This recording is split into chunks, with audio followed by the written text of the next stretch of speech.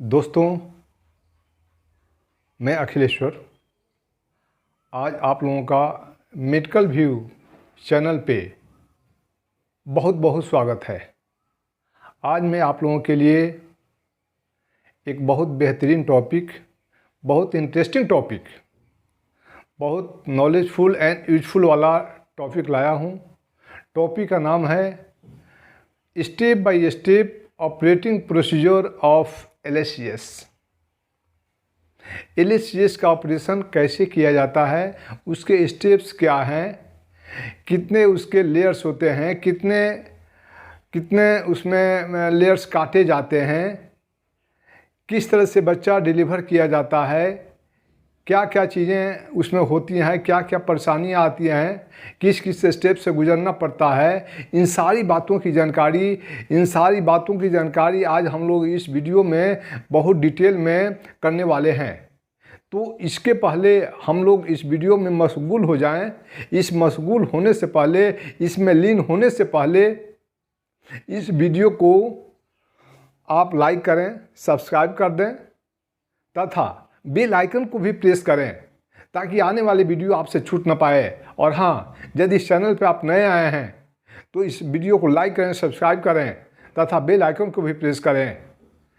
तो चलिए वीडियो शुरू करते हैं, देर किस बात की। ऑपरेटिंग प्रोसीजर ऑफ LHCS, इसके बारे में थोड़ा सा हम लोग एक जस्ट लिटिल बिट इसके बारे में हम लोग जान लें। हालांकि सारा कुछ मैं बता चुका हूँ, लेकिन फिर भी चूँकि हम लोग ये शुरू कर रहे हैं तो उससे पहले इसके बारे में कुछ जानकारी ले लेते हैं। ये caesarean section is a very common operation. Caesarean section जो है ना, आजकल बहुत वेरी कॉमन ऑपरेशन हो गया है। ये कोई नई चीज़ नहीं है। ये लोग जो है ना आए दिन बहुत शौकिया करा रहे हैं। यहाँ तक कि दैट मेनी फीमेल है डिलीवर्ड ए बेबी। बहुत सी लेडीज़ हैं, बहुत सी फीमेल हैं जो ऑपरेशन करा के अपनी बेबी पैदा कराई हैं। इनफैक्ट यदि सही में कहें तो the caesarean section surgery rate is about 1/3 of the all birth in the United states. United states में ऐसा है कि यदि 3 बर्थ होता है, 3 में से 1 बर्थ आपका जो है ना सिजेरियन के द्वारा होता है। यदि 300 बर्थ होता है, 300 में 100 बर्थ सिजेरियन के द्वारा होता है। यदि 3000 बर्थ होता है तो उसमें 1000 बर्थ आपका सिजेरियन द्वारा होता है। तो आप समझ लीजिए कि कितना कॉमन हो चुका है। इस इंडिया में थोड़ा सा लोग अभी ट्रेडिशनल हैं, अभी लोग थोड़ा सा डरते हैं क्योंकि पैसे का भी खर्च होता है, इसलिए लोग चाहते हैं कि इनसे हमें निजात मिल जाए तो बेहतर है। लेकिन इसके एडवांटेज ये हैं कि कुछ ऐसे कॉम्प्लिकेशन आते हैं जिस समय आपको LHCS करना पड़ता है, और LHCS कर लेने के बाद आपका जच्चा बच्चा दोनों जो है ना सुरक्षित बन जाता है। आइए शुरू करते हैं।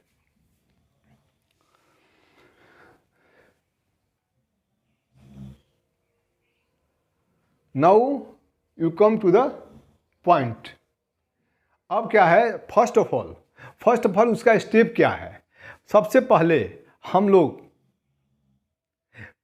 एनेस्थेसिया की तैयारी करते हैं। कोई भी सर्जरी शुरू होने से पहले एनेस्थेसिया दिया जाता है, और एनेस्थेसिया इसलिए दिया जाता है कि पेशेंट का जो ऑर्गन है, जिस ऑर्गन पे ऑपरेट होना है, जिस ऑर्गन को ऑपरेशन करना है, वो ऑर्गन जो है बिल्कुल सुन्न हो जाए, नंब हो जाए, उस पेशेंट को पता न चले, एनेस्थेटाइज हो जाए। ओके, तो अब सवाल उठता है कि अब कौन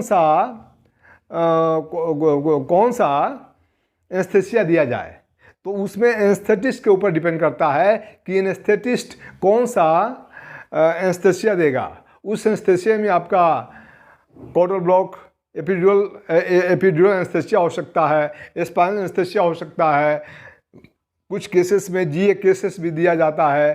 तो वो डिपेंड अपॉन एनेस्थेटिस्ट कि आपका केस कितना लंबा चलेगा, कितना देर का है, या किस तरह का वो लेडीज़ है, उसको कौन सा एनेस्थेसिया सूट करता है, वो एनेस्थेटिस्ट वो सिलेक्ट करता है। तो तब जो है वो एनेस्थेसिया दिया जाता है। नेक्स्ट आते हैं, एनेस्थेसिया आपका जो है ना, आप एनेस्थेसिया दे चुके हैं, एनेस्थेसिया देने का काम है एनेस्थेटिस्ट का, एनेस्थेटिस्ट एनेस्थेसिया दे चुका है। नेक्स्ट आते हैं पेंटिंग एंड ड्रेपिंग। नेक्स्ट आता है painting and draping. Painting and draping का मतलब होता है जिस ऑर्गन पे, जिस ऑर्गन का ऑपरेशन होना है, जिस अंग का ऑपरेशन होना है, जिस पार्ट का ऑपरेशन होना है, जिस पार्ट को ऑपरेट करना है, उस पार्ट को हम लोग स्टाइल करते हैं। स्टाइल कैसे करते हैं? पेंटिंग द्वारा। किस चीज़ से पेंटिंग करते हैं? पेंटिंग करते हैं हम वो सेवलॉन से करते हैं पहले, देन उसके बाद फिर बेटाडीन से करते हैं, देन फिर स्पिरिट से करते हैं, फिर उसके बाद ये क्लीनिंग हो गया। क्लीनिंग के बाद जो एरिया क्लीन किए हैं उस एरिया को स्टाइल ओटी टॉवल से हम लोग ड्रेपिंग करते हैं। ड्रेपिंग का मतलब होता है उस पार्ट को कवर करते हैं ताकि बाहरी हवा बयार उस पर प्रवेश न करे, कोई जर्म्स न बैठे, कोई कीटाणु न बैठे, कोई इन्फेक्टेड हमारा केस इन्फेक्टेड ना हो, इसलिए उसको ड्रेपिंग कर दिया जाता है। उतना ही जो है ना, वो इतनी जगह छोड़ी जाती है जितनी जगह में इंसिजन देना होता है, जितनी जगह में कट लगाना होता है, उतना ही जगह छोड़ करके बाकी टोटल कवर कर दिया जाता है। ठीक है, तो इसको बोलते हैं पेंटिंग एंड ड्रेपिंग। नेक्स्ट अब आता है इंसिजन। अब आता है इंसिजन। ये सब कुछ करने के बाद अब जो है ना, डॉक्टर जो सर्जन है एनेस्थेटिस्ट से पूछेगा कि मे आई स्टार्ट, क्या मैं स्टार्ट कर सकता हूँ? तो वो बोलेगा येस यू कैन स्टार्ट, क्योंकि ऑलरेडी उसके तरफ से पेशेंट ऑलरेडी एनेस्थेटाइज हो चुका है और अब ये जो है सर्जन अपना काम करेगा। अब नाइफ मारेगा, वो नाइफ मारेगा। नाइफ मारने के बाद जो है अगला प्रोसेस शुरू होगा। उसमें से थोड़ी ब्लीडिंग होगी, थोड़ी सी ऊजिंग होगी, वो जो है एब्डोमिनल स्वाब होता है, उससे जो है स्पॉन्जिंग किया जाता है, कभी कभी कॉट्राइजेशन भी किया जाता है। ठीक है, ये सब कुछ हो गया। ये होने के बाद अब सवाल ये उठता है कि सिर्फ जो है ना एक ही लेयर नहीं होता है, बल्कि 6 लेयर हमें कट करने होते हैं। यूट्रस तक जाने के लिए हमें 6 लेयर कट करके जाना पड़ता है। अब सवाल ये उठता है कि वो 6 लेयर कौन से हैं जिसको हमें काटना होता है और उसके बाद हमको बेबी तक पहुंचना पड़ता है। तो आइए देखते हैं। There are 6 layers cut during LHCS operation. LHCS operation करते वक्त हमको कम से कम 6 लेयर काटना पड़ता है, तब हम जो है यूट्रस तक पहुंच पाते हैं, बेबी निकाल पाते हैं। जैसे पहले स्किन काटेंगे, क्या है, पहले स्किन काटेंगे। स्किन काटने के बाद स्किन से जस्ट नीचे होता है सबक्यूटेनियस। क्या होता है? सबक्यूटेनियस टिश्यू बोलते हैं उसको, सबक्यूटेनियस टिश्यू वो मिलेगा। उसके बाद फिर आता है फेशिया। क्या आता है? फेशिया। देन आता है फेशिया, वो भी एक लेयर है। उसके बाद आता है रेक्टस एब्डोमिनल मसल। देन आता है रेक्टस एब्डोमिनल मसल्स। देन आता है पेरिटोनियम। क्या आता है? देन आता है पेरिटोनियम। तो पेरिटोनियम जो है, पेरिटोनियम एक वो थैली है, वो एक बैग है जिसके अंदर सारा इंटरनल ऑर्गन उसके अंदर वो रहता है, उसी के अंदर आपका यूट्रस भी रहता है। तो अब चूँकि पेरिटोनियम हम पहुंच गए हैं, पेरिटोनियम को इंसाइज करने के बाद हमको यूट्रस मिलेगा। यूट्रस को कट करने के बाद उसमें से जो है ना अब एमनियोटिक फ्लूइड निकलेगा। एमनियोटिक फ्लूइड क्या है? एमनियोटिक फ्लूइड वो फ्लूइड है जिसमें से बच्चा पलता है, जिसमें बच्चा ऑलरेडी तैरता है, खेलता है, बिल्कुल फ्री रहता है। वही कभी कभी क्या है, किसी कारण से लेडीज जब हेवी सामान कोई उठाती है तो वो जो है ना, वो जो सैक है वो फट जाता है, जिसके कारण एमनियोटिक फ्लूइड सब खत्म गिर जाता है। उसके बाद बच्चा सूखा पड़ जाता है, वो इमरजेंसी की पोजीशन आ जाती है। इसलिए अब सवाल यहाँ उठता है कि जैसे हम जो है ना यूट्रस में इंसाइज करेंगे, इंसाइज करेंगे, उसमें जैसे इंसिजन देंगे, कट करेंगे, वैसे उसमें से फ्लूइड निकलेगा मतलब पानी निकलेगा। उस पानी का नाम है एमनियोटिक फ्लूइड।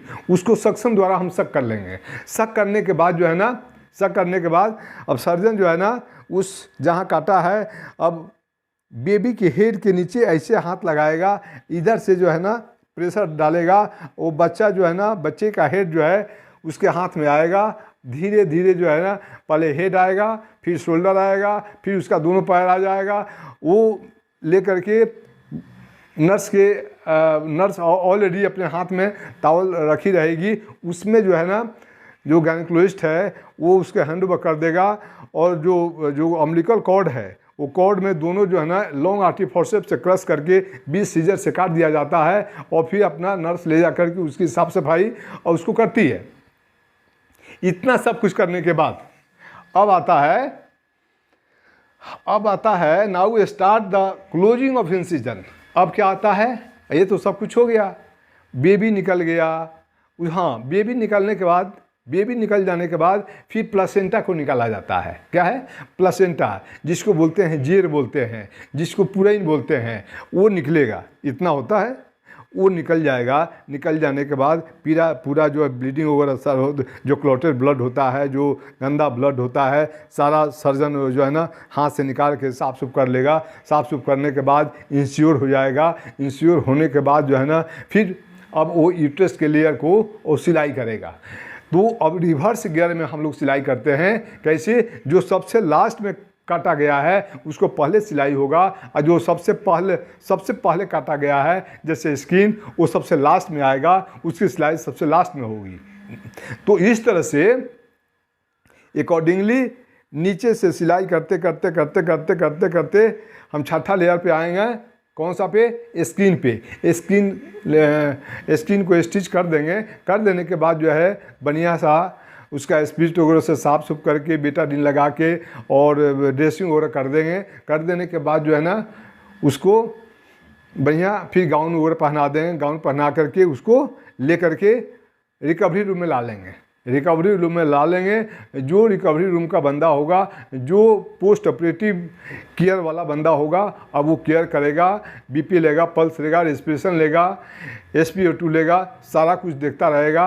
अब जो है यहाँ सर्जन का काम ख़त्म हो गया है, अब वहाँ एनेस्थेटिस्ट का काम हो जाता है।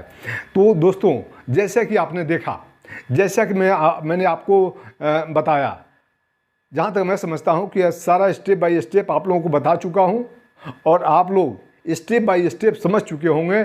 हमको लगता है कि समझने में कोई परेशानी नहीं रही होगी। सारा कुछ A to Z आप लोग समझ चुके हैं। और यदि ये वीडियो अच्छी लगी हो तो प्लीज़ इस वीडियो को लाइक करें, सब्सक्राइब करें तथा बेल आइकन को भी प्रेस करें, ताकि आने वाले वीडियो सबसे पहले आप तक पहुंचे और कोई वीडियो आपसे छूटे नहीं। थैंक यू दोस्तों।